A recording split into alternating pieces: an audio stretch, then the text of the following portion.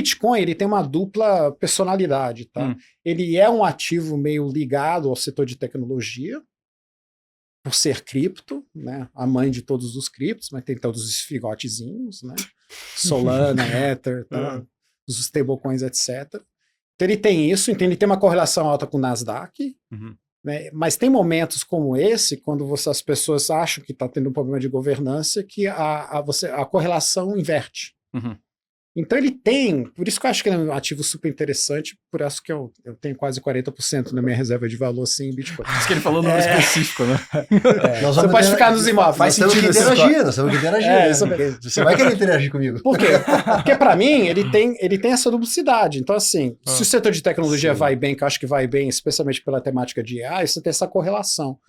Quando dá merda, eu tenho essa proteção. Então ele tem essa dupla personalidade que te ajuda em momentos de estresse e te ajuda em momentos de bonança. Quando é que ele fica de lado? Quando a coisa tá meio normal, não tá acontecendo nada, você não tem nem estresse, nem no setor de tecnologia bombando, ele fica lá parado, pode cair, enfim, aí ele fica um pouquinho, né, vamos dizer, à mercê de outros fatores. Né? O que eu sinto, eu só queria fazer um complemento dessa interação aqui com o Tony, porque o que eu sinto falta, né? Das criptomoedas, a interação delas com criptoativos. São mundo apartados hoje. Então eu, por exemplo, meu jeito minha cabeça de investidor, ela está mais para os imóveis tokenizados, porque eu não quero ficar só na volatilidade. Talvez eu não seja um profissional investidor e eu não tenho todo o conhecimento. Porque você vai conversar com o mercado e parece que todo mundo ganha, mas um monte de gente perde, né? Se investir mal. Então não é bem assim que está sempre protegida, pelo menos na minha ótica. E o que eu sinto falta? De interação das criptomoedas com os RWAs. Sim. Hoje, os RWAs do mundo, eles ainda são recebíveis, securitização, recebíveis tokenizados, mas não tem ainda um lastro pesado que eu possa dizer assim, olha, eu estou num estresse enorme da economia, pré-guerra, sei lá o que for, né? O estresse de economia, de dívida, o que for, e eu queria descarregar, sim, numa coisa mais sólida. Nem uma stablecoin, eu queria descarregar em imóveis, e não tem isso. Então, isso, para mim, é o que faz falta. Se eu tiver essa interligação desses dois mundos, que aqui a gente está um pouco representando, né? O Tony é especialista mais de economia, né? E eu no mercado de digitalização de ativos, eu vou estar mais tranquilo de ir para um lado para o outro. Essa é uma perspectiva que eu ouvi muito quando eu comecei a estudar blockchain, que as pessoas elas faziam essa separação entre criptomoeda e a rede da criptomoeda, né? Que, não, acredito na tecnologia de blockchain, mas não acredito no Bitcoin. Eu acho que essas coisas elas são interligadas, porque, né, sem o ETH você não tem a organização de incentivos necessária para ter uma blockchain pública que você consegue transacionar RWA. Então, assim, eles terminam não se divorciando, mas no fim das contas a gente precisa dele, né? Porque não tem como você ter um esquema de incentivo baseado no dólar, né? Sendo que aqueles participantes daquele mercado, daquela blockchain, não vão ter o controle, né? Do plano de fundo acordado entre os players daquela rede. E outra coisa interessante sobre Bitcoin, os dados comprovam isso, que você pode, né, o Bitcoin tem aquela coisa, é só você olhar para o blockchain e ver o que está acontecendo e quais wallets estão operando. O que você está vendo hoje? Uma entrada contínua de investidores institucionais, hedge funds, pension funds, sovereign wealth funds. Aí o pessoal pergunta muito no Twitter, né? No Crypto Twitter. Pô, por que não tá subindo? Por que não tá já em 150 mil? Tem todos esses caras comprando. E quem tá vendendo são os whales. Isso é verdade. Tem um pessoal que comprou lá quando era $1.000, $600. Estão vendendo agora. Eles são o lado da oferta. Por que eles estão fazendo isso? É porque eles não acreditam? Não acho que é tanto isso, tá?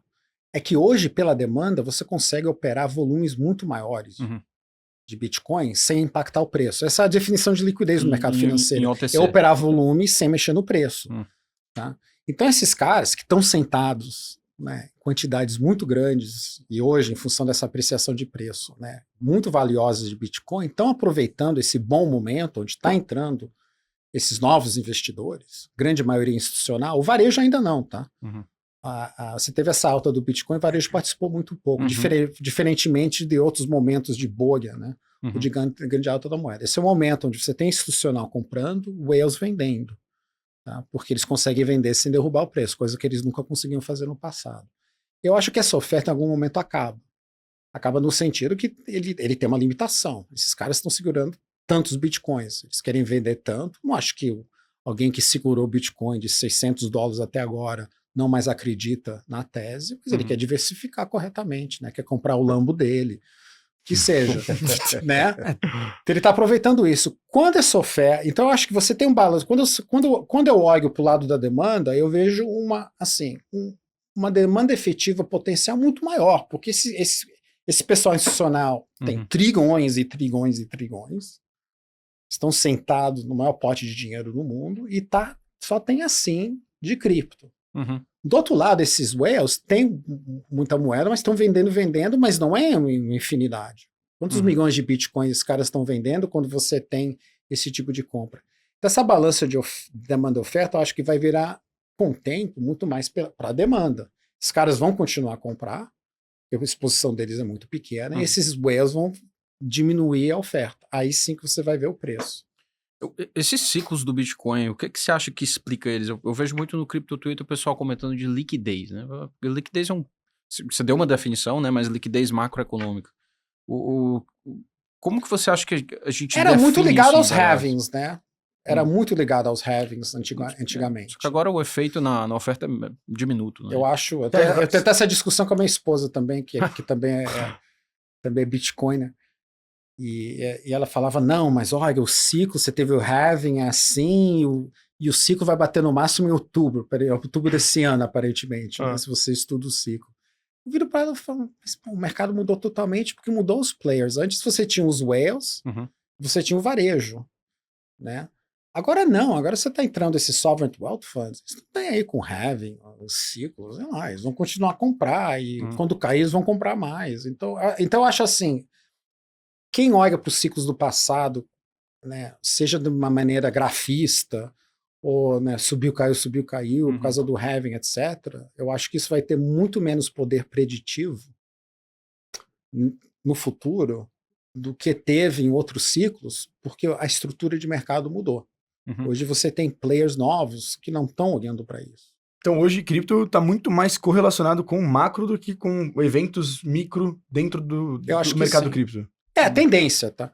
No curto prazo, o que vai acontecer amanhã? Não, sei lá, se entrar um whale vendendo tanto, vai cair. Então, isso é micro, né?